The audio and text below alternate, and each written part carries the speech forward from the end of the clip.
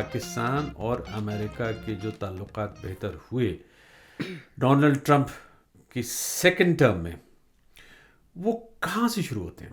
میں سمجھتی ہوں جی کہ وہ انڈیا پاکستان کا جو کانفلکٹ ہے ایک تو اس سے شروع ہوتے ہیں، آپریشن سندور۔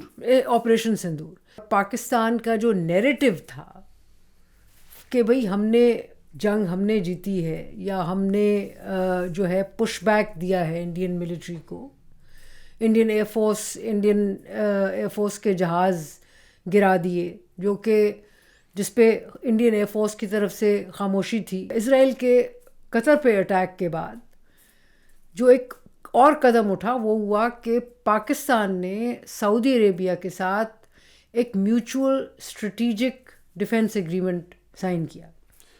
وہ ڈاکومنٹ جو کہ کسی نے نہیں دیکھا، جو بھی رزلٹ نکلے اس جنگ کا، ایک بات پکی ہے کہ جو 1945 کے بعد ایک ورلڈ آرڈر بنا تھا، جس کا حصہ یونائٹڈ نیشنز بھی تھا، جس کی وجہ سے یونائٹڈ نیشنز بھی بنا، وہ سب جو ہے وہ ختم ہو رہا ہے یا ختم ہو گیا ہے۔ ہلو، آداب، نمسکار، میرا نام پرویز عالم ہے اور آپ دیکھ رہے ہیں سننگ کی پوڈ کاسٹ سیریز لندن وارتا نیو ورلڈ آرڈر، اور اس سیریز میں آج میری مہمان ہیں عائشہ صدیقہ۔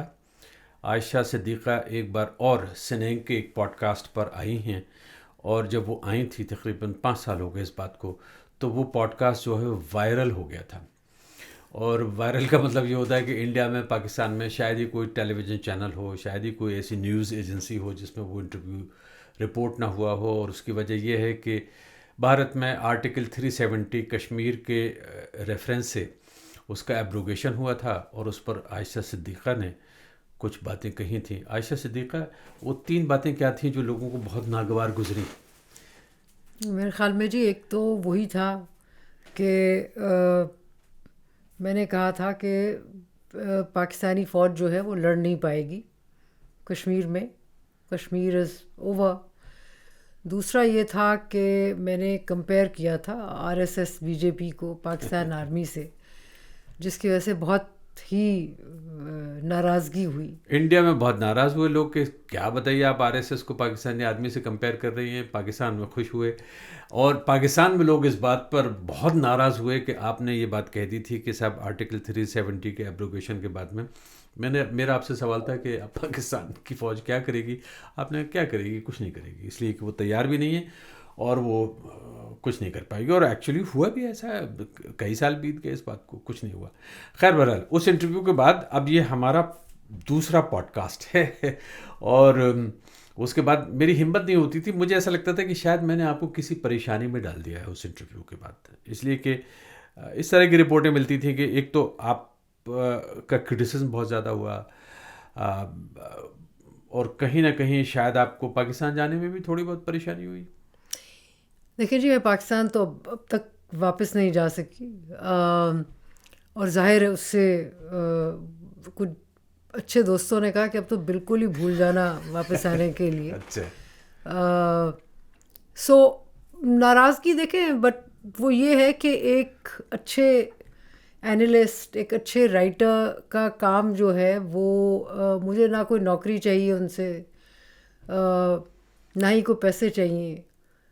ایک کم از کم بندہ جو لگتا ہے جو فیکٹس ایٹ دا ٹائم ان کو سامنے رکھ کے جو بات صحیح لگتی ہے، وہ اتنی تو ہمت کر ہی لینی چاہیے نا۔ بالکل کر لینی چاہیے، اور میں سمجھتا ہوں کہ آج ہم اور آپ اسی ہمت کو آگے بڑھاتے ہیں۔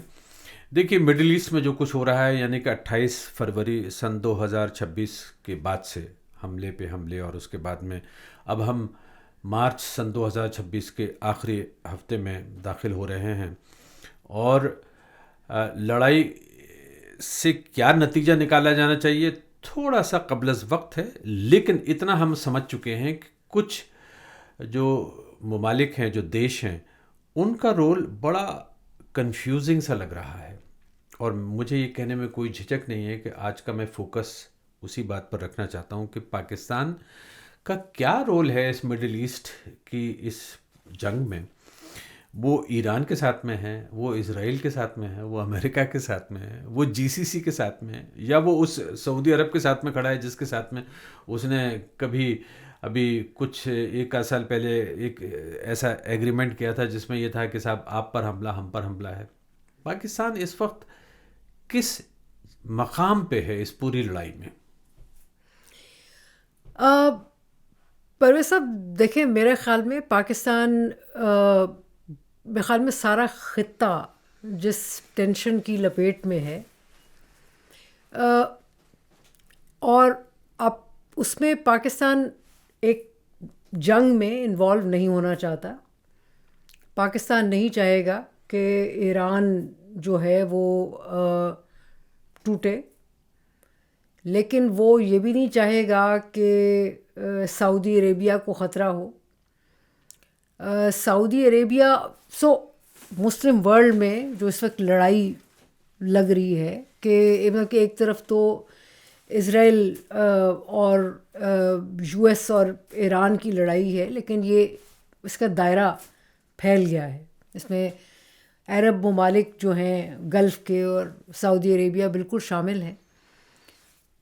پاکستان کا انٹرسٹ امیجیٹ نہیں ہے کہ اس سلسلے میں جو توڑ پھوڑ ہو، جنگ ایکسپینڈ ہو، جو کانفلکٹ ہے وہ سک کر لے گا سارے ریجن کو، جس میں پاکستان بھی شامل ہوگا. پاکستان بھی شامل ہوگا، پاکستان شامل ہے بھی.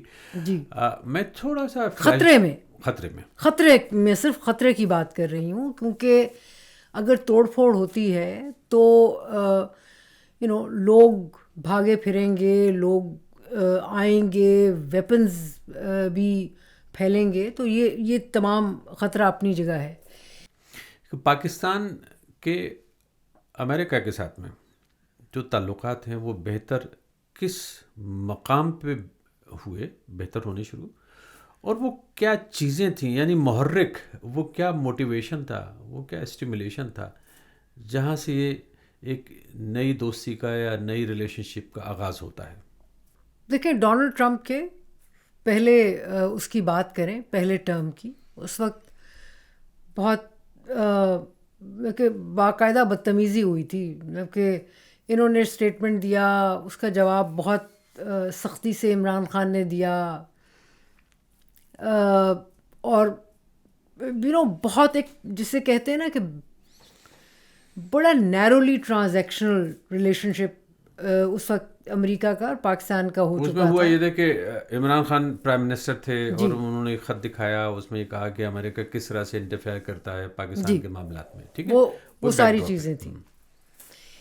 لیکن سیکنڈ ٹرم میں یہ آتے ہیں اور ڈونلڈ ٹرمپ ایک تو ہم نے دیکھا کہ، اور میں سمجھتی ہوں کہ یہ کوئی حیرت کی بات نہیں ہے، پہلے بھی اس میں انڈیا میں انٹرسٹڈ تھے ایک رول پلے کرنے کے لیے ویزاوی چائنا.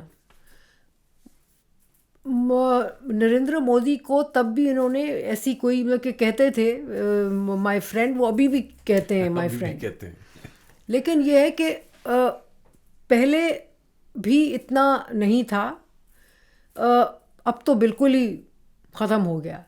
لیکن میں سمجھتی ہوں کہ جس پوائنٹ پہ تبدیلی آنا شروع ہوئی، وہ میں سمجھتی ہوں کہ اس کو سمجھنے کے لیے آپ کو دیکھنا پڑے گا کہ ڈونلڈ ٹرمپ کے دماغ میں کیا پلان ہے دنیا کا، اور وہ کہاں لے کے جانا چاہ رہے ہیں، ان کو اس کے لیے پارٹنرز کیسے چاہیے. دیکھیں، اس بات پہ کسی کو وہ ہونا نہیں چاہیے. انڈیا بڑا ملک ہے، پاکستان چھوٹا ملک ہے، لیکن کمپیریٹیولی، لیکن بات یہ ہے کہ ساؤتھ ایشیا کے ساتھ امریکہ کے ہمیشہ سے ٹرانزیکشنل ریلیشنز رہے ہیں، اور نوعیت مختلف ہوگی. اس دفعہ ان کو جو وہ دنیا کا نیا میپ بنا رہے ہیں جس میں ان کو مختلف ٹیریٹریز چاہیے، کنٹرول چاہیے، بادشاہ بن رہے ہیں. تو اس بادشاہ کو جس طرح سے شیپ کرنا ہے مڈل ایسٹ کو، میں سمجھتی ہوں کہ اس کا رستہ ایک طرح سے ان کو نظر آیا ان کو لگا کہ یہ ایک اچھا ٹرانزیکشنل شاید ریلیشن شپ ہو سکتا ہے. اور اسپیشلی جو آپریشن سندور ہوا اور اس کے بعد جو 4 دن کی منی وار ہوئی انڈیا پاکستان کے درمیان، جس میں ایک تو میں سمجھتی ہوں کہ پاکستان نے بڑا مزے کا کام کیا کہ فوراً ریکگنائز کیا رول ڈونلڈ ٹرمپ کا. دوسرا، لڑے بھی اچھا، ان کی پرفارمنس بھی تھی، جو کہ میرے خیال میں دونوں باتیں جو ہیں ڈونلڈ ٹرمپ کو بہت پسند آئیں. اور اس کے بعد پاکستان کا اپنا ایمبیشن بھی ساتھ ساتھ چل رہا ہے نا. کیونکہ آپ ڈونلڈ ٹرمپ امریکہ کے صدر، آپ ایک پارٹنر ڈھونڈنا چاہ رہے ہیں جو کہ آپ کے لیے کام کرے چھوٹے موٹے کام. اور پارٹنر ڈھونڈنے کے لیے ایک ماحول بھی بن گیا ہے غزہ اور کے بعد. پارٹنر، اور دیکھیں پارٹنر بھی ایسا ہے جس کو اپنے لیے نیا رول چاہیے. پاکستان اور امریکہ کے جو تعلقات بہتر ہوئے ڈونلڈ ٹرمپ کی سیکنڈ ٹرم میں، وہ کہاں سے شروع ہوتے ہیں؟ میں سمجھتی ہوں جی کہ وہ انڈیا پاکستان کا جو کانفلکٹ ہے ایک تو اس سے شروع ہوتے ہیں. آپریشن سندور. آپریشن سندور، دیکھیں کانورزیشن ان کی رہی ہے کاؤنٹر ٹیررزم پہ. یہ گفتگو جو ہے یہ ایک چیز تھی جس پہ پاکستان اور امریکہ انگیج تھے. پاکستان کا مسئلہ یہ تھا کہ اسی بات پہ گفتگو ہے، یہ ریلیشن شپ بڑھ نہیں رہا. اس میں جو بڑھوتی آئی ہے وہ میں سمجھتی ہوں ایک تو آپریشن سندور کے بعد آئی. کیسے؟ دیکھیں ان کی پرفارمنس جو تھی کن کی؟ وہ پاکستان کی، اور پاکستان کا جو نیریٹو تھا کہ بھئی ہم نے جیتی ہے، یا ہم نے جو ہے پش بیک دیا ہے انڈین ملٹری کو. انڈین ایئر فورس کے جہاز گرا دیے، جو کہ جس پہ انڈین ایئر فورس کی طرف سے خاموشی تھی، لیکن پھر ویسٹرن میڈیا سے بھی آنے لگا کہ ہاں جی رفال بھی گرے ہیں، اور بات شروع ہوئی. بٹ ایک چیز کلیئرلی آئی کہ ان کی پرفارمنس جو تھی ریلیٹیولی بہتر تھی. پھر یہ کہ انہوں نے بالکل جا کے گلے لگا لیا ڈونلڈ ٹرمپ کو. اچھا. اور کہا کہ جی آپ تو پیس کرایا، آپ نے تو بہت اچھا کام کیا، آپ نے جانیں بچا لیں، آپ کی وجہ سے جنگ رکی. تو امریکہ میں بھی کیا یہ فیلنگ تھی کہ یہ جو آپریشن سے دور ہوا ہے اس میں پاکستان اور پاکستان کے جو آرمی چیف ہیں انہوں نے کچھ بہتر کارکردگی کی، اچھا پردرشن کیا؟ میں سمجھتی ہوں جی کہ امریکہ میں اینالسٹ کے لیول پہ جو ساؤتھ ایشیا کو دیکھتے تھے وہاں بھی امپریشن بالکل تھا کہ ریلیٹیولی پاکستان کی پرفارمنس جو ہے وہ بہتر رہی ہے. تو اسپاٹنگ دی ٹیلنٹ جسے لیکن کہتے ہیں وہ شروع ہو گیا. ساتھ ساتھ ایک دوسری بھی چیز ہو رہی تھی. دیکھیں دونوں جو پاکستان کی نیبرہڈ ہے، دونوں میں ٹینشن. افغانستان کا بھی مسئلہ تھا، اور افغانستان میں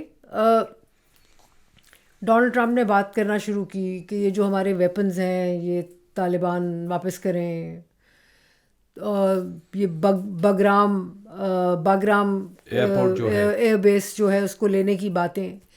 اور اس میں ان دونوں چیزوں میں ایک تو پاکستان نے کہا کہ دیکھیں یہ ایک اچھا، اور ڈونلڈ ٹرمپ یہ سارا کچھ کرنا چاہ رہے ہیں without putting his own boots on ground. ساتھ ساتھ ایک اور نیا پروجیکٹ شروع کر دیا انہوں نے، وہ تھا غزہ میں پیس لانے کا. کیونکہ جب یہ بات ساری چرچا ہونی شروع ہوئی نا کہ ڈونلڈ ٹرمپ تو بھائی اتنے پیس لونگ ہیں، پیس میکر ہیں، دنیا میں ہر طرف امن لا رہے ہیں، تو غزہ میں بھی یہ کریں گے. اور نے بھی کلیم کیا جی غزہ میں کروں گا. اس کے لیے جو force without putting his own boots on ground, دیکھیں نا کوئی بھی یورپین ممالک میں سے کوئی بھی جانے کو تیار نہیں ہے جا کے غزہ میں ڈی ویپنائز کروائیں، امن لائیں. ایک مسلم کنٹریز کی کمٹمنٹ ان کو چاہیے تھی، اور اس میں جو کہ پرفارم کر سکیں.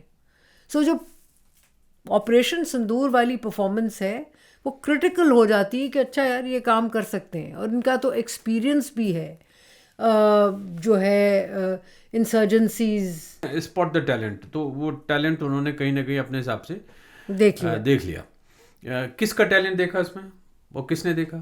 میں سمجھتی ہوں جی کہ پاکستانی گورنمنٹ کا تو ٹیلنٹ ہے نہیں، نہ انہوں نے دیکھا عاصم منیر جو کہ فیلڈ مارشل جنہوں نے اپنے آپ کو ڈکلیئر کروا لیا اور اس کے بعد اپنے آپ کو جو کنٹرول کرتے ہیں، پھر بعد میں وہ چیف آف ڈیفینس فورس بھی بن گئے ہیں، تو تمام پاکستانی افواج کے جسے کہتے ہیں نا کہ مالک وہی ہیں، تو موسٹ پاورفل مین ان پاکستان، موسٹ پاورفل مین. تو ان کے ساتھ گفتگو جو ہے وہ شروع ہو گئی. ہم نے کبھی دیکھا نہیں پہلے، آپ نے بھی شاید ہی کبھی دیکھا وہ کہ پاکستان کے آرمی چیف جو ہیں امریکن پریزیڈنٹ ان کو بلاتے ہیں، کھانے پہ بلاتے ہیں اور بڑی بڑی باتیں ہوتی ہیں، ایک بار نہیں بار بار بلاتے ہیں.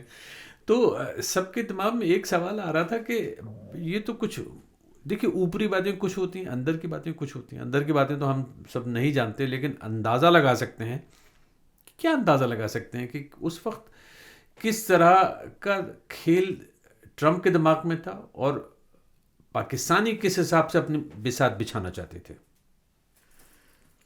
دیکھیں، ایک تو میں سمجھتی ہوں کہ ٹرمپ کے ذہن میں جو اس کے آن گوئنگ پروجیکٹس تھے اسپیشلی مڈل ایسٹ میں، وہ پرائیورٹی تھی. دیکھ رہے تھے کہ کون کر سکتا ہے یہ جو پیس کیپنگ وغیرہ کا معاملہ تھا، پیس کیپنگ کا معاملہ غزہ میں.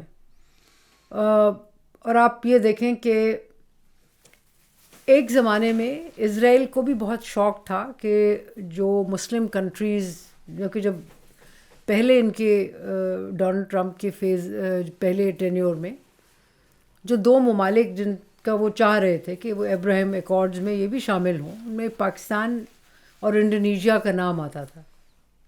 اچھا، بالکل. تو اب یہ دو ملک جو ہیں اگر کمٹ کرتے ہیں کہ جی ہم جائیں گے، معاملہ ٹھیک کریں گے، تو ایک تو یہ فیکٹر ہو گیا کہ غزہ میں پیس کیپنگ کے لیے پاکستان کا کہیں کوئی رول کارو آؤٹ ہو رہا تھا. اس کے علاوہ لانگ ٹرم پلاننگ جس کو کہہ سکتے ہیں اور بھی کچھ چل رہی تھی. جب یہ سارا معاملہ سیکنڈ فیز میں یہ شروع ہوا اور ٹینشن بڑھی مڈل ایسٹ میں، اور میں آپ کو لے کے جا رہی ہوں یہ جو قطر پہ اسرائیل نے حملہ کیا تھا، جس میں حماس کی لیڈرشپ کو ختم کرنے کی کوشش کی گئی. بالکل. تو اس کے فوراً بعد آپ دیکھیں کہ اچھا، اب ایک طرف تو ٹینشن ہے، بڑھ گئی ہے، غزہ میں جو ہے وہ ایڈ نہیں پہنچ رہی، معاملات اسی طرح ہیں، اسٹیبلٹی کی ضرورت ہے. ڈونلڈ ٹرمپ اعلان کر چکے ہیں کہ وہ اپنا ایک فرینچ رویرا کی طرح اس کو ڈیولپ کریں گے. کوئی جیسے یو کے میں سوشل ہاؤسنگ ہوتی ہے اس طرح غزہ والوں کو بھی کچھ نہ کچھ مل جائے گا رہنے کے لیے، لیکن بالکل عالی شان ڈیولپمنٹ جو ہے وہ اس ایریا کی ہوگی. اس کو کلین کرانے کے لیے، اس میں امن لانے کے لیے ان کو چاہیے شانتی چاہیے، ایک فورس بنانا چاہ رہے ہیں، اپنی نہیں مسلمان ملکوں کی، اور مسلمان ملکوں سے پیسے بھی لے رہے ہیں. وہ تو میں سمجھ گیا، بورڈ آف پیس بھی بنایا بعد میں انہوں نے، ٹھیک ہے. اور بورڈ آف پیس کو جوائن کرنے میں سب سے پہلے پاکستان آگے آیا، اس کے بعد میں اور بھی مڈل ایسٹ کی کنٹریز آتے ہیں، انڈونیشیا بھی شامل ہو گیا. دیکھیں، پاکستان کی ایک پولیٹیکل ایشو تھا، پاکستان ایک بڑا رول چاہ رہا تھا، اور پاکستان کا ایک میں سمجھتی ہوں جو اسٹرکچرل پرابلم ہے وہ ہے اکنامک پرابلم. پولیٹیکل پاور یا جیو پولیٹیکل پاور تو بننے کی بالکل خواہش ہے، لیکن اس سے زیادہ جو ایک بڑا مسئلہ ہے نا پاکستان کا، وہ ہے فائنینشیل کیپیسٹی زیرو ہے. اس کو اپنا بالکل ڈونلڈ ٹرمپ چاہیے، کیونکہ ڈونلڈ ٹرمپ جو ہے وہ رستہ ہے انٹرنیشنل مانیٹری فنڈ سے پیسے لینے کا. لیکن پاکستان اس اکنامک ایشوز کی وجہ سے مزید پھنسا چلا گیا. جو مڈل ایسٹ میں جو کچھ کھچڑی پک رہی تھی، تیار ہو رہی تھی، سو مطلب کہ یو اے ای کے ساتھ بھی تعلقات ہیں, سعودی عربیہ کے ساتھ بھی تعلقات ہیں, یہ ساری چیزیں ہو گئیں. لیکن جب یہ سارا کچھ ہو رہا تھا تو ایک چیز ہوئی, وہ تھا کہ اس کے اسرائیل کے قطر پہ اٹیک کے بعد جو ایک اور قدم اٹھا وہ ہوا کہ پاکستان نے سعودی عربیہ کے ساتھ ایک mutual strategic defence agreement sign کیا. وہ ڈاکیومنٹ جو کہ کسی نے نہیں دیکھا. اس ڈاکیومنٹ کو سائن کرنے والے لوگ تھے, اس میں عاصم منیر صاحب تھے, پاکستانی فوج کے چیف فیلڈ مارشل, اور پاکستان کے پرائم منسٹر شہباز شریف, اور MBS محمد بن سلمان جو کراؤن پرنس ہیں سعودی عرب کے. لیکن میری جن لوگوں سے بات ہوئی ہے, جنہوں نے شاید دیکھا ہے, اس میں ایک تو یہ ہے کہ اچھا اس وقت بھی گفتگو ہوئی تھی کہ اسٹریٹجک کا مطلب کیا ہے, کیونکہ یہ سیکیورٹی ایگریمنٹ تو جنرل ضیاء الحق نے بھی سائن کیا ہوا تھا, جس کے تحت پاکستانی فوج جا کے ڈیفینڈ کرتی تھی. اچھا جو ایکو آ رہا تھا اسلام آباد سے وہ یہ تھا کہ شاید اس میں نیوکلیئر کا بھی ذکر ہے کہ آپ پاکستان اپنی نیوکلیئر کیپیسٹی جو ہے یا نیوکلیئر ٹیکنالوجی جو ہے وہ ان کے ڈیفنس کے لیے استعمال کرے گا جب ضرورت پڑے گی. اچھا لیکن میں کم از کم جہاں پھنس گئی تھی وہ یہ تھا کہ یہ کیا ہے, کیا کیوں ہے. اب پاکستان کی تو لاجک سمجھ آتی ہے, کیونکہ اس میں جیسے میں نے آپ کو بتا رہی تھی کہ جن لوگوں نے وہ دیکھا ہے ڈاکومنٹ, انہوں نے سے بات ہوئی تو انہوں نے کہا کہ جی اس میں سعودی عربیہ نے کمٹ کیا ہے کہ پاکستان کی اکنامک ڈیولپمنٹ میں بھی وہ انویسٹ کریں گے, نیچرلی. لیکن یہ ہے کہ پاکستان آف کورس ڈیفینڈ کرے گا, اور اس وقت دو ہی مسائل تھے درپیش سعودی عربیہ کو, ہوتیز, یمن سے ہوتیز, اور ایران, اور دوسرا ایران. مطلب کہ لوگوں نے بہت کہا کہ جی نہیں یہ اسرائیل جو ہے وہ اٹیک کر سکتا ہے. اچھا میرے دماغ میں یہ بات آتی ہی نہیں تھی کہ اسرائیل کا, گریٹر اسرائیل کا بھی اگر آپ پلان اٹھا کے دیکھیں تو اس میں سعودی عربیہ کہیں نہیں آتا ٹیریٹوریلی. وہ مطلب کہ وہ جارڈن کو, ایجپٹ کو تو خطرہ ہو سکتا ہے, ان کو نہیں ہو سکتا. تو مسئلہ کیا ہے کہ آپ کو نیوکلیئر ویپنز بھی چاہیے, ڈیفینیٹلی ناٹ اگینسٹ اسرائیل. تو پھر دوسرا بڑا ایسا فوکس کہاں ہے؟ ایران ہے. اور مزے کی بات یہ ہے کہ جو پاکستان کے ڈپلومیٹس ہیں ان کا بھی خدشہ اور خیال یہ تھا کہ یہ سائن نہیں ہونے چاہیے تھے, یہ نہیں ایگریمنٹ ہونا چاہیے تھا, کیونکہ اتنی زیادہ فیکشنلائزیشن ہے مڈل ایسٹ میں, یہ پھنس جائیں گے. اچھا اس ایگریمنٹ میں اس طرح کے اشارے نکل کر آ رہے تھے جو اخباروں میں چھپا بھی, میں تو وہ بات کہہ سکتا ہوں. اس میں یہ تھا کہ جیسے کہ نیٹو کنٹریز کے درمیان ایک جو بھی ایگریمنٹ ہے کہ بھائی آرٹیکل 5 ٹریگر ہو جاتا ہے, اگر ایک ملک پر حملہ ہوتا ہے تو دوسرا اس کے ڈیفنس کے لیے آتا ہے. کچھ اخباروں نے یہاں تک لکھا کہ اس طرح کا ایگریمنٹ ہے سعودی عرب اور پاکستان کے درمیان کہ ایک دوسرے کی مدد کو آئیں گے. پھر مسئلہ یہ ہوا کہ سعودی عرب پاکستان کی مدد کو کیسے آئے گا.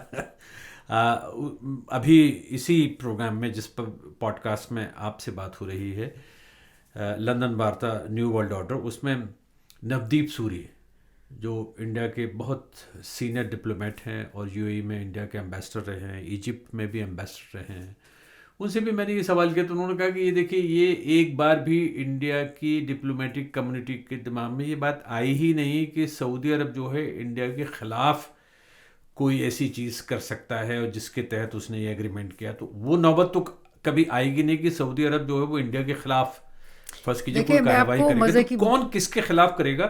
آپ کی بات سے میں یہ سمجھا, اور یہی بات بالکل واضح بھی ہے کہ کہیں نہ کہیں سعودی عرب نے جب یہ ایگریمنٹ سائن کیا تو اس کے دماغ میں اینیمی نمبر 1 ایران تھا. کیونکہ ایک تو سعودی عربیہ کا اینیمی نمبر 1 ہمیشہ سے ایران رہا ہے, 79 کے بعد کا ایران. مجھے یہ بتا دیجیے پاکستان کیا کر سکتا تھا اپنے پڑوسی کے خلاف سعودی عرب کی مدد میں؟ پاکستان میں اتنے نائیو لوگ تو ہیں نہیں کہ وہ اس بات کو نہ سمجھے ہوں کہ سعودی عرب آپ کے ساتھ میں یہ ڈیل کر رہا ہے. ایک تو میں سمجھ گیا کہ 4 پیسے مل رہے ہیں آپ کو. چیزیں آہستہ آہستہ ایوالو ہوئیں. تو جس وقت یہ سائن کرنے جا رہے تھے، کیونکہ اس میں یہ ذکر تھا کہ سعودی عربیہ پاکستان کی ڈیولپمنٹ میں کرے گا، پھر یہ تھا کہ میرے خیال میں کسی کو پاکستان میں کسی کو یہ کوئی شک بھی نہیں ہے کہ کبھی پاکستان کو ویزاوی ہندوستان ضرورت پڑی تو سعودی عربیہ اپنی فوجیں اتارے گا اس کی مدد کے لیے. یہ کوئی زوم ہے ہی نہیں. ٹھیک ہے، تو یہ تو ختم ہو گیا. لیکن ان کو یہ ضرور تھا کہ اچھا ڈپلومیٹکلی کنڈیم کریں گے، ہمارے ساتھ کھڑے ہوں گے. تو ایک وہ والی جو گٹھ جوڑ ہے، اکٹھے ہونا. لیکن اس سارے میں یہ تھا کہ میں سمجھتی ہوں یہ چیزیں ایوالو ہو رہی تھیں، اور جب یہ ایگریمنٹ ہوا تو ان کا خیال تھا کہ اچھا ان کو ہیومر کرتے ہیں، ان کو کہیں گے کہ ہاں جی ہم آپ کے ساتھ کھڑے ہیں، آپ کی ہم پروٹیکشن کے لیے بالکل جب بھی مطلب کہ حرمین شریفین کی جو حفاظت ہے وہ تو بالکل اس سے ہماری کمٹمنٹ ہے، ہم بالکل کریں گے. جو مقدس مقامات ہیں سعودی عرب کے، تو ہم کریں گے ان کے تحفظ کے لیے، ان کی رکشا کے لیے ہم حاضر ہیں. تو وہ ہم کریں گے، بالکل ہم حاضر ہیں. آپ ہمیں بس آپ بھی ہمارے ساتھ رہیے، ہمیں مضبوط کریے، ہماری ڈیولپمنٹ میں کریں، ہم اسٹرانگ ملٹری ہو، ہم آپ کی بالکل کریں گے. لیکن میں سمجھتی ہوں کہ اس وقت ان کے دماغ میں جو پاکستانی جرنیل ہیں یہ شاید کلیئر نہیں تھا کہ اتنی ٹینشن یہ بڑھے گی کہ اس نہج پہ چیزیں آئیں گی جو آج ہم دیکھ رہے ہیں، جو آج ہم دیکھ رہے ہیں. لیکن میں بس یہاں ذرا سے یہ سمجھنا چاہتا ہوں، اسرائیل نے تو دیکھی تھی یہ چیزیں، یہ بات کسی سے چھپی نہیں ہے کہ جیسے نیتن یاہو ہیں، آپ سے بات ہوتی رہی ہے اخباروں میں بھی کہ پچھلے تقریباً 40 سال سے ان کا یہی ارمان خواب تھا کہ ایران پر حملہ کرنا ہے. اسرائیل میں باقاعدگی سے اس کی تیاری ایک لمبے عرصے سے چل رہی ہے کہ اگر کوئی دشمن ہے آپ کا تو وہ ایران ہے، بڑا دشمن، یعنی جس کو ختم کرنا ہے تو آپ محفوظ ہو جائیں گے.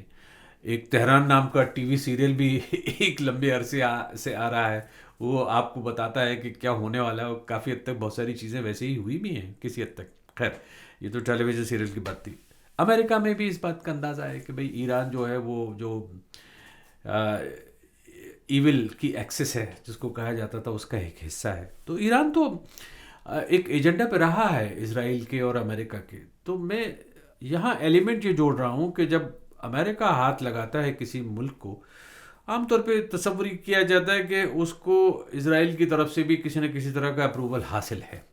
تو جب پاکستان کو ہاتھ لگایا جاتا ہے، پاکستان کو بلایا جاتا ہے ڈنر ٹیبل پہ، تو کہیں نہ کہیں تو انڈرسٹینڈنگ تھی کہ آخر پاکستان کا کیا استعمال ہوگا. دیکھیں پلاننگ کون کر رہا ہے ضروری نہیں، اور یہ ہمیں نہیں معلوم. یہ شاید آج سے 20 30 40 سال بعد کوئی کاغذ نکلیں تو سمجھ آئے. اور کاغذ بھی نکلیں گے امریکہ میں. دیکھیں بات یہ ہے کہ آن اے نیڈ بھی بیسس آپ چیزیں بتاتے ہیں نا. ٹھیک ہے، پاکستان کو نہیں بتایا، بلکہ آپ دیکھیں ہندوستان کے ساتھ بھی ایسا ہی ہاتھ ہوا نا. مطلب یہ کہ ہندوستان کے ساتھ کیا ہوا؟ نریندر مودی اسرائیل گئے، اور میں سمجھتی ہوں کہ اس وقت اس سے پہلے ڈیسیژن ہو چکا تھا کہ ایران پہ حملہ کرنا ہے. لیکن وہ گئے، اور جس سے ایک امپریشن یہ بھی کریٹ ہوا، ایران میں بھی ہوا. دیکھیں یہ گفتگو چلتی ہے کہ ایران کو کبھی شک نہیں تھا کہ ان پہ حملہ ہوگا، ٹائمنگ کا پتہ نہیں تھا. سو جب مودی جی گئے تو شاید ان کو یہ لگا کہ ایران کو یہ لگا کہ اچھا ابھی یہ ورلڈ لیڈرز کے ساتھ گفتگو کر رہے ہیں، ابھی شاید یہ مشورے کر رہے ہیں، ابھی انہوں نے ڈیسیژن نہیں لیا. تو جہاں تک بات ہے نا کہ اور ان کو بتایا نہیں گیا کہ یہ مودی جی کو کہ یہ ڈیسیژن لے لیا گیا ہے. سو میرا نہیں خیال ان کو بتایا گیا. تو اسی طرح پاکستان میں پاکستانی لیڈرز کو کتنا بتایا گیا وی ڈونٹ نو، لیکن جو چیزیں کلیئر ہیں پاکستانی لیڈرز کو یعنی ایران کے حوالے سے، لیکن جو چیز کلیئر ہے وہ یہ ہے کہ جو پاکستان سعودی عربیہ کا سمجھوتا تھا وہ کلیئرلی سعودی عربیہ کی خطرے، ان کی دشمنیاں اس کو سامنے رکھ کے کیا گیا تھا، پاکستان کی نہیں. اور وہ یہ تھا کہ ایران ایک میجر ایشو تھا. محمد بن سلمان کو کتنا اندازہ تھا، کیا پتہ تھا؟ دیکھیں یو اے ای تو ہم دیکھتے ہیں کہ یو اے ای بالکل اس سازش کا یا اس پلان کا حصہ تھا، رہا ہے، کیونکہ ان کے دماغ میں بھی یہ ایک چیز تھی کہ ایران جو ہے اور ایران کی پالیٹکس کی، ایران ٹائپ کی پالیٹکس کی اب کوئی جگہ نہیں ہے، اور جو ہمیں گرو کرنا ہے، اس ریجن کو گرو کرنا ہے، عرب ورلڈ کو یہاں گرو کرنا ہے، اس میں ایران والی پالیٹکس کی گنجائش نہیں ہے. آپ نے وہ ساری میڈیا رپورٹس دیکھے ہیں، بڑے اخبار جو ہیں امریکہ کے، وہ سیکیورٹی سورسز کے حوالے سے، اس کے علاوہ ٹاپ جو وائٹ ہاؤس کے یہاں وہاں کے سورسز ہوتے ہیں، ان کے ریفرنس سے ایک بات انہوں نے کہی کہ جب تک حملہ نہیں ہوا تھا ایران پر، اسرائیل کا اور امریکہ کا، تب تک ایم بی ایس محمد بن سلمان فون کر رہے تھے، ٹرمپ کو یاد دلا رہے تھے کہ کیا ہوا، ابھی کچھ نہیں ہوا. مطلب یہ کہ ایک لیول پہ کہیں نہ کہیں انسٹیگیشن ایران پر حملے کا سعودی عرب کی طرف سے آ رہا تھا. یہ سجیشن تب آیا تھا، اس کے بعد میں بھی لڑائی کے دوران بھی یہ سجیشنز آتے رہے ہیں سعودی عرب کی طرف سے، جو ویسٹرن میڈیا کی رپورٹنگ ہے. آف کورس اب یہ ہم کہہ سکتے ہیں کہ اس کو کتنا ٹرسٹ کریں کتنا نہ کریں، کہ وہ چاہتے ہیں کہ ایران پر جو بھی حملے ہوں وہ ڈیسائسو ہوں، قصہ ختم کریں ایران کا. امپریشن یہی آتا ہے، لیکن بعد میں ان کی طرف سے کانٹرڈکشن آتی ہے، بیان آتے ہیں کہ جی ہم نے ایسی کوئی بات نہیں کی. لیکن ایک بات پکی ہے کہ ویسٹ ایشیا میں اس وقت ایران کے دوست، اس کے ہمسائے اس کے دوست نہیں ہیں، اور یہ چاہتے ہیں کہ یہ معاملہ جو ہے وہ ختم ہو. لیکن مسئلہ یہ ہے کہ یہ بھی بہت اس پہ پھنسے ہوئے ہیں نا، جس طریقے سے. اس لیے میں کہتی ہوں کہ شاید کتنی ڈیٹیلز پتہ ہیں کہ کیا ہو. دیکھیں ایکسپیکٹیشن ان کی بھی یہی تھی، اٹیک ہوگا، میسو اٹیک ہوگا، لیڈرشپ چلی جائے گی، اس کے بعد اندر سے جو ایک ریزسٹنس موومنٹ ہے وہ شاید کٹھی ہو، اور میں سمجھتی ہوں کہ وہاں آ کے شاید کچھ مس کیلکولیشن ہوئی ہوں امریکہ سے، کہ انہوں نے سوچا کہ ایک ریزسٹنس اندر سے آئے گی جس سے تبدیل ہو جائیں گی. تو میں یہ سمجھنا چاہتا ہوں، دیکھیے مجھے تو اگین ایک پترکار کی حیثیت سے، ایک صحافی کی حیثیت سے، جرنلسٹ کی حیثیت سے، اس میں مجھے کوئی زیادہ شک نظر نہیں آتا کہ جو گلف کنٹریز ہیں وہ چاہتے تھے کہ ایران کمزور ہو، اتنا کمزور ہو جائے کہ اس کے بعد میں پھر وہ ان کے لیے خطرہ نہ ہو. اس میں سعودی عرب بھی شامل ہے، اس میں گلف کنٹریز بھی شامل ہیں. بالکل ہے. اب یہ اور بات ہے کہ اس کو وہ اتنے زور سے نہیں کہیں گے. ابھی حال ہی میں، یعنی کہ ہم بات کر رہے ہیں آپ سے مارچ سن 2026 میں، اور اس میں اور آخری ہفتہ یہ چل رہا ہے، اور اس میں یہ آتا ہے کہ تقریباً 12 جو مسلم کنٹریز ہیں وہ ان کے منسٹرز جاتے ہیں سعودی عرب، اور جا کے ایک بیان بھی دیتے ہیں، اور بیان میں وہ یہ کہتے ہیں کہ صاحب ایران کی مذمت کرتے ہیں. پہلے تو وہ they denounce Iran for its aggression کہ جو گلف کنٹریز پہ ہوا ہے. اس کے بعد میں پھر وہ مذمت ڈیناؤنس کرتے ہیں اسرائیل کو، لیکن کس کے لیے؟ جو لبنان پہ اس کے حملے ہیں. یہ دو چیزیں ساتھ میں آتی ہیں. لیکن یہ کہ ایران پہ جو حملے ہیں امریکہ کے یا اسرائیل کے، اس کی کہیں کوئی مذمت نہیں ہے، اس کی کوئی نندا یا کوئی ہے نا تنقید نہیں. جو سب ساری چیزیں سامنے ہیں، تو ہم کیوں اس بات کو کہتے ہوئے اتنے جھجکتے ہیں کہ گلف کنٹریز کیا چاہتے تھے اور کیا چاہتے ہیں آج کی تاریخ میں؟ اب کتنا چاہتے تھے اور کتنا نہیں چاہتے تھے، اس پہ ڈیبیٹ کر سکتے ہیں. میں ٹھیک کر رہا ہوں کیا؟ بالکل آپ صحیح کہہ رہے ہیں، لیکن میرے خیال میں وہ جو لارجر پلان ہے اس کے کچھ حصوں یا اس کے آبجیکٹو میں یہ شریک تھے. ٹھیک ہے. اب بات پھر وہیں دیکھیے، یہ ایک سلو برننگ یہ وہ ہے ایک طرح سے تھرلر جس پر آپ سے بات ہو رہی ہے کہ پاکستان سے بات شروع ہوئی تھی، اس لیے کہ دھیرے دھیرے کر کے یہ کچھ پک رہا ہے. بات میری سمجھ میں آ رہی ہے اور آپ بھی اشاروں میں بات کرتی ہیں، اس لیے کہ بھائی ظاہر سی بات ہے آپ اکیڈمک ہیں، آپ ذرا دامن بچا کے چلتی ہیں کہ کوئی بھی بات کہی جائے گی تو کوئی ایسا نہ ہو کہ آگے چل کے وہ کس طرح سے انٹرپریٹ کی جاتی ہے. بات یہ آ جاتی ہے کہ امریکہ کی طرف سے پاکستان کو ایک کہتے ہیں نا گرین سگنل مل جاتا ہے دوستی کا، اور تعلقات بہت بہتر ہو جاتے ہیں. یہ تو کہہ سکتے ہیں جی بالکل کہ امریکہ کے اور پاکستان کے آج جو تعلقات ہیں شاید وہ اب سے 10 سال پہلے تصور بھی نہ کیا ہو کسی نے کہ ایسے بھی ہو سکتے ہیں ایک بار پھر سے. بالکل یہ بھی صحیح ہے. ٹھیک ہے. تو امریکہ نے جب یہ تعلقات اپنے استوار کیے ہیں، بہتر کیے ہیں پاکستان کے ساتھ میں، تو ضرور کہیں نہ کہیں کوئی ایک اچھا سا ایجنڈا تو ہوگا اس میں. آپ کی نظر میں وہ کیا 3 چیزیں ہیں جو امریکہ کو مل سکتی ہیں پاکستان کی طرف سے؟ ایک تو یہ ہے جو ہم نے اخباروں میں پڑھا کہ منرلز کہ پاکستان میں منرلز ہیں جو امریکہ کو چاہیے. یہ واقعی یہ کہ نمبر 1 ہے؟ دیکھیں منرلز جو ہیں وہ تو ہم اٹھا کے خود ہی دے دیں گے. منرلز پہ اتنی کوئی قباحت نہیں، آپ پیسے دیں منرلز آپ کو آپ کے ہوں گے. سو منرلز کا ایشو نہیں ہے. میں تو ایک سمجھتی ہوں کہ ان کے لیے بھی پاکستانی جی ایچ کیو کے لیے اور جی ایچ کیو کی کرنٹ لیڈرشپ کے لیے جو ایشو ہے وہ ہے کہ ایک پارٹنرشپ جس میں کم از کم اگلے 7-8 سال جو کہ چل سکے، جو کہ پہلے بھی چلا ہے. ان کو زوم ہے کہ ابھی یہ پیار محبت کی پینگیں شروع ہوئیں تو 7-8 سال تو نکل ہی جائیں گے، 10 سال تو 7-8 سال یا 10 سال جیسے کہ امریکہ کو کیا چاہیے پاکستان سے؟ امریکہ کو جی ظاہر ہے استعمال کرنا ہے. میں سمجھتی ہوں کہ کہاں استعمال کرنا ہے؟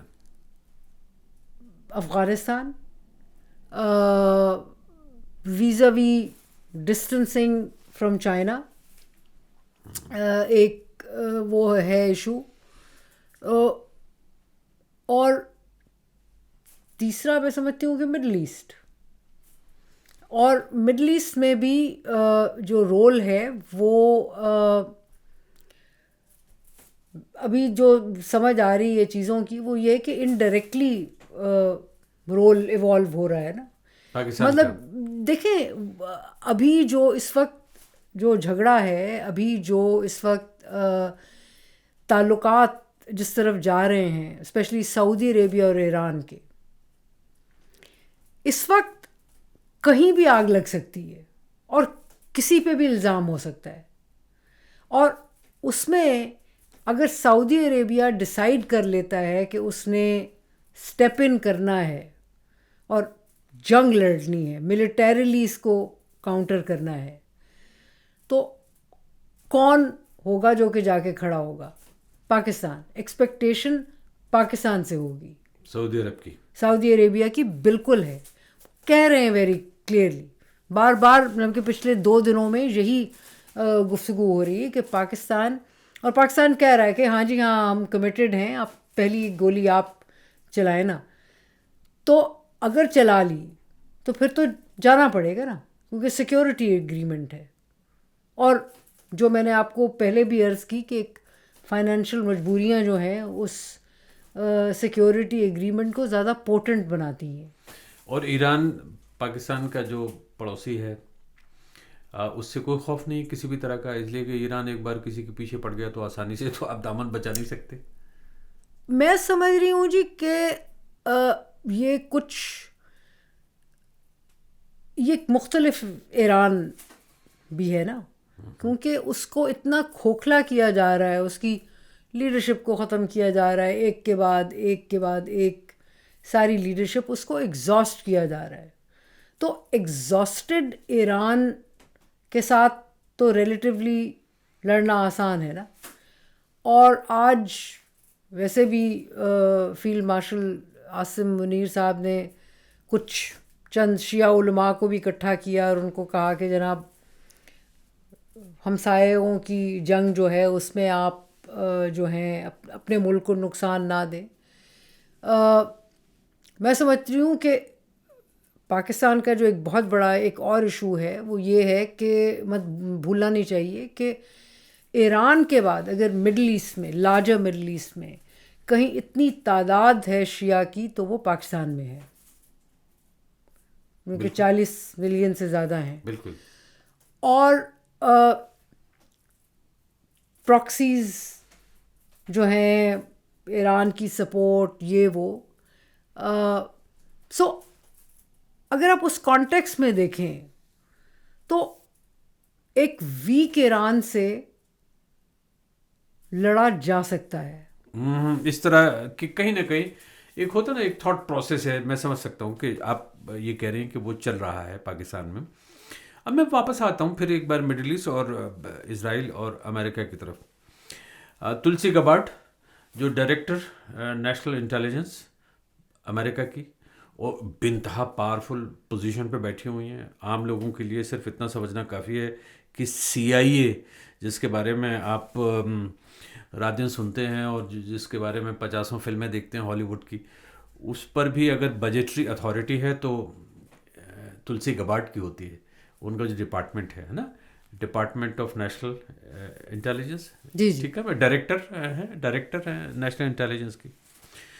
انہوں نے پہلی بار واضح الفاظ میں یہ اشارہ کیا ہے کہ سب آنے والے دنوں میں جو خطرہ ہے ان ملکوں میں پاکستان بھی شامل ہے. انہوں نے نام گنانے شروع کیے. روس دنیا جانتی ہے، چین دنیا جانتی ہے، نارتھ کوریا دنیا جانتی ہے، پاکستان.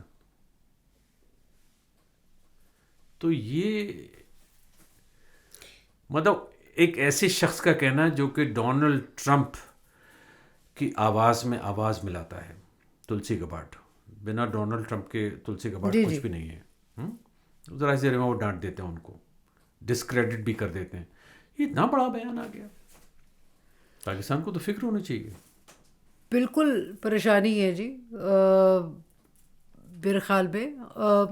دیکھیں ایک تو یہ گفتگو پہلے سے ہو رہی تھی جب انہوں نے لانگ رینج میزائلز بنانے شروع کیے 2-3 سال پہلے کی بات ہے. تو ایک دفعہ پہلے آیا تھا. ڈونلڈ ٹرمپ سے تعلقات اچھے ہو رہے تھے نا، لیکن جو انٹیلیجنس کمیونٹی ہے وہ بھولی نہیں تھی امریکہ کی کہ ان کا ایشو کیا ہے. ایک تو یہ بات ہے.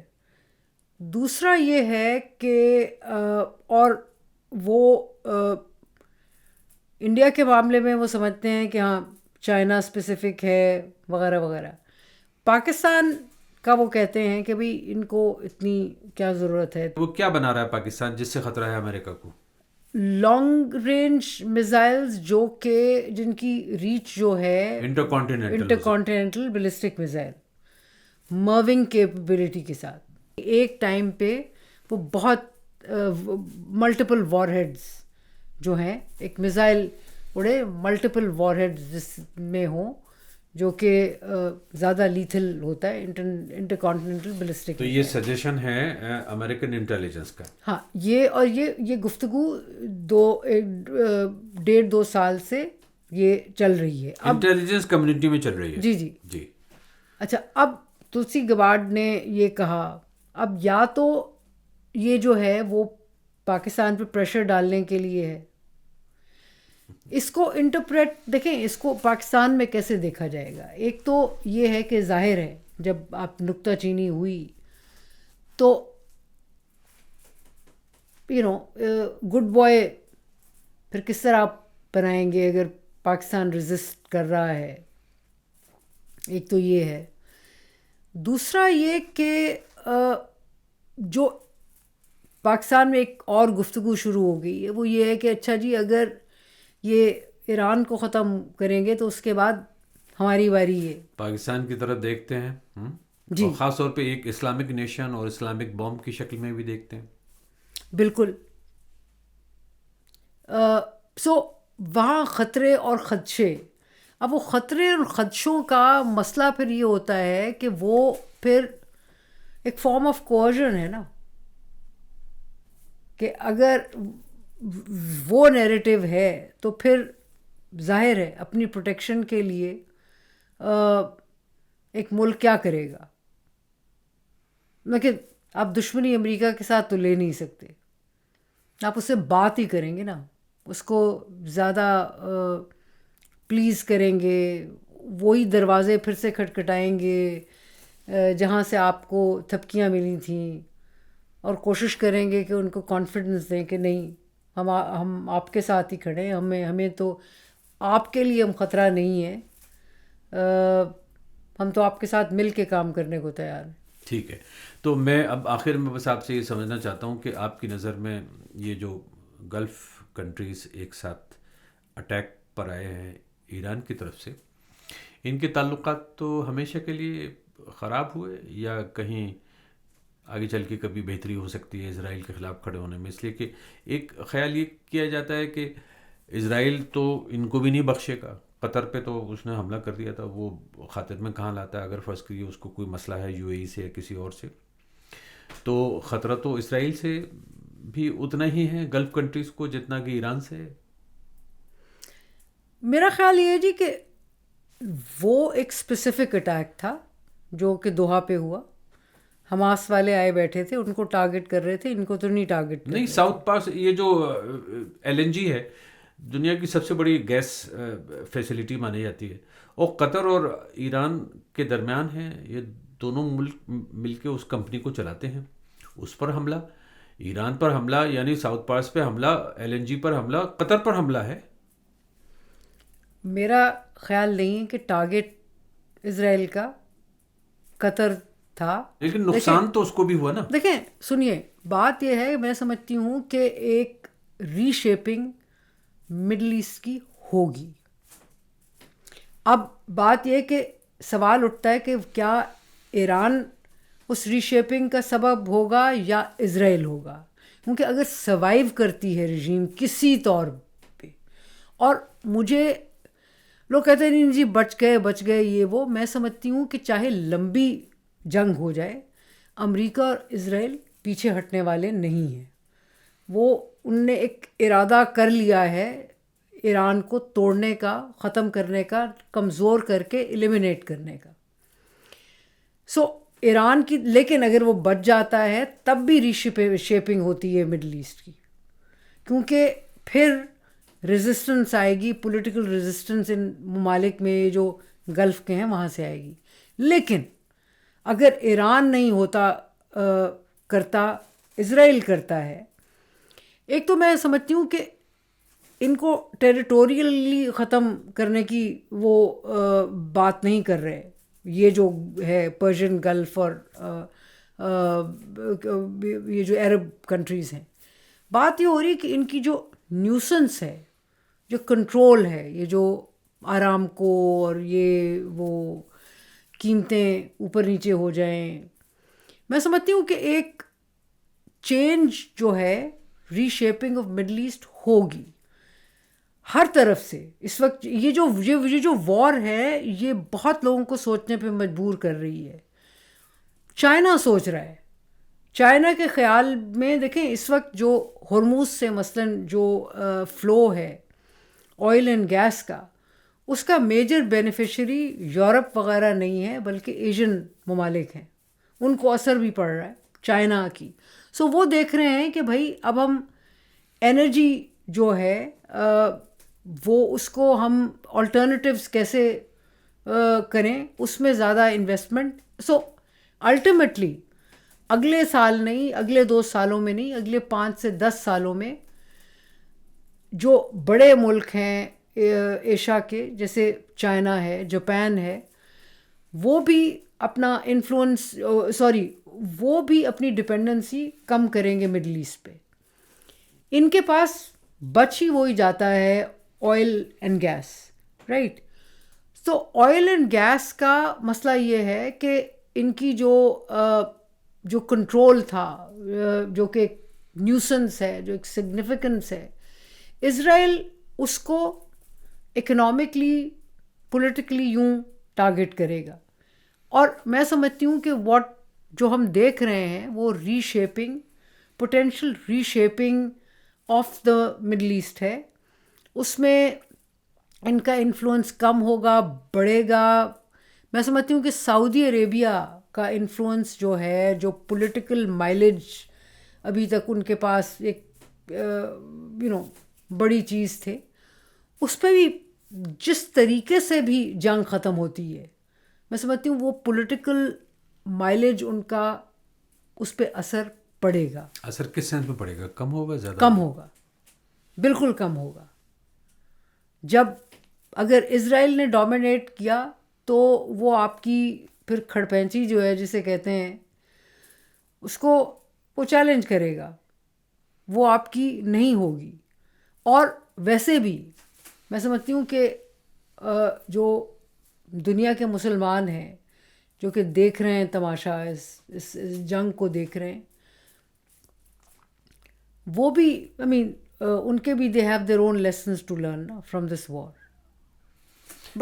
بٹ جو ایک بات ہے وہ یہ ہے کہ مڈل ایسٹ کی ری شیپنگ جو ہے وہ انیویٹیبل ہے. صرف ایران کے ختم ہونے پہ وہ بات ختم نہیں ہوگی، ری شیپنگ ہوگی. اس لیے جو بھی ہم دیکھ رہے ہیں، جو بھی کچھ تھوڑے بہت اس طرح کی ایکویشنز بنتی ہوئی نظر آ رہی ہیں، وہ کسی بھی لیول پہ پرماننٹ نہیں ہے، ٹیمپریری ہیں. جی ہاں، میں کہ ابھی بہت چیزیں ہونی ہیں. ٹھیک ہے. اس کے علاوہ اور کوئی ایک بات اہم جو آپ کہنا چاہتی ہیں اس وار کے کانٹیکسٹ میں جو ایران پر جاری ہے، اسرائیل کی اور امریکہ کی، سب سے بڑا سبق کیا ہے جو ہم نے سیکھا ہے؟ دیکھیں، سب سے بڑا سبق جو ہے وہ یہی ہے کہ جو ملیٹریلی جو ہے، اگر ایک ایڈوانٹیج ہے ایک ملک کے پاس اور ایک بڑے طاقت ہے، اور جو ہمیں نظر آ رہا ہے وہ یہ ہے کہ میں سمجھتی ہوں کہ جو ایک بڑی آبویس چیز ہے وہ یہ ہے کہ جو بھی رزلٹ نکلے اس جنگ کا، ایک بات پکی ہے کہ جو 1945 کے بعد ایک ورلڈ آرڈر بنا تھا، جس کا حصہ یونائٹڈ نیشنز بھی تھا، جس کی وجہ سے یونائٹڈ نیشنز بھی بنا، وہ سب جو ہے وہ ختم ہو رہا ہے یا ختم ہو گیا ہے. کوئی ملٹی لیٹرل ورلڈ میں ہر کوئی جو ہے وہ اپنی اپنی جگہ تماشبین بنا ہوا ہے. کوئی ایسا سسٹم نہیں ہے جو کہ پیس ریسٹور کرا سکے، اسپیشلی جب کہ اتنی بڑی دنیا کی طاقت جو ہے وہ اس جنگ کا حصہ بن جائے. یہ تو ایک تو یہ ہے کہ وہ گلوبل ورلڈ آرڈر بھی ری ڈیفائن ہو رہا ہے. مطلب کہ اس جنگ سے ہر کوئی اپنا اپنا سبق لے کے گھر جائے گا. چائنا بھی، میں سمجھتی ہوں کہ اور ملک بھی دیکھیں گے کہ اس یونائٹڈ اسٹیٹس کے ساتھ میں کہ انہوں نے ان کی کیپیبلٹیز بھی دیکھ لی ہیں، اس کا بھی نظارہ کر لیا ہے. تو ایک ری آرڈرنگ جو ہے وہ اپنی اپنی جگہ ہر کوئی اپنی طاقت کی، اپنے انفلوئنس کی، اپنی کیپیسٹیز کی کرے گا. عائشہ صدیقہ، بہت بہت شکریہ، اور جلد ہی ہم ملیں گے پھر کسی ایک نئے ٹاپک پر. آپ سے بات ہوگی. بہت بہت شکریہ. بہت شکریہ.